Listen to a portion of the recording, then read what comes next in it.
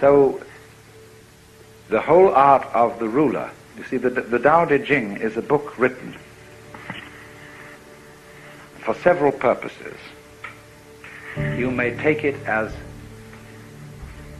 a guide to mystical understanding of the universe. You may take it as a dissertation on the principles of nature, almost a naturalistic, a handbook of natural law, we would say.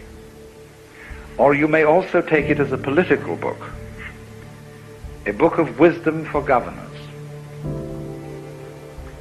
And the principle which it advocates, basically, is the virtue of governing by not ruling. Look at it in this way. Supposing the President of the United States were as unknown to you by name as the local sanitary inspector, the man who looks after the drains and the sewage disposal and all that kind of thing. This is not a glamorous figure, you see. But for that very reason, he probably does his job more efficiently than the President. Because the President wastes an enormous amount of time in interviewing various groups from the Elks and the Girl Scouts and conferring honors and all this kind of thing.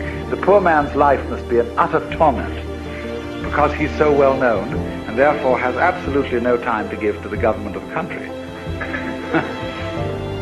I mean, think of his mail and all the people who have to be employed sifting that out and assessing it, so that if he were someone quite anonymous and that we didn't have to think about it, he would be a very, very good ruler. In just the same way, for example, you don't have to attend, unless you're sick, to the government of your own body. It happens automatically. This expression runs of itself, and it goes on day after day after day, and the better it is, the less you have to think about it. When you see well, you do not see your eyes. If there is something wrong with your eyes, you start seeing spots, and those spots are spots in your eyes. When you hear well, you'd never hear your ears. But when they start singing, you know, then you're starting to hear your ears, and your ears are getting in the way of their own hearing.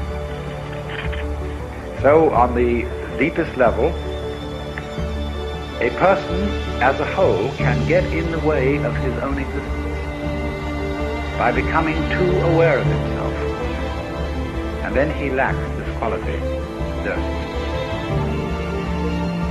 Now,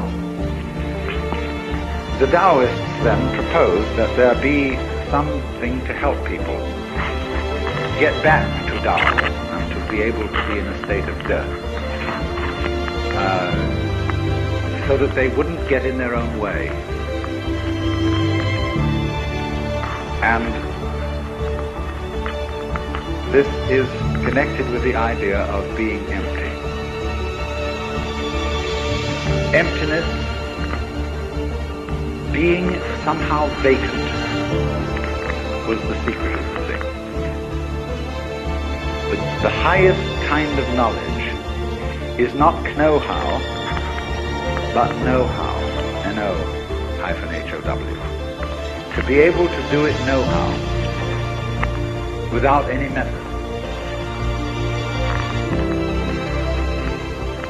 To achieve this, something is practiced which is called fasting heart. The heart, in Chinese, is a word which doesn't mean heart in the physiological sense. You see, it's part of the De character. Shin. It's usually located about here. And it means heart-mind. It's equivalently translated as mind. And in all the Zen texts where the word mind is used, no mind, mushin, it is this character. the psychic center. Now, the best kind of heart is absence of heart. In English, the word heartless has a very bad connotation, as does the word mindless. A heartless person is an inconsiderate, unfeeling person. A mindless person is an idiot.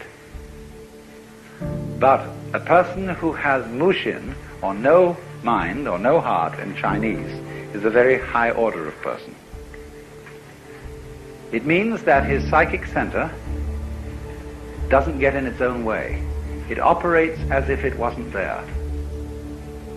Zhuangzi says that the highest form of man uses his shin like a mirror. It grasps nothing, it refuses nothing, it receives but does not keep. And the poem says, when the geese fly over the water, and they are reflected in the water, that the geese do not intend to cast their reflection, and the water has no mind to retain their image.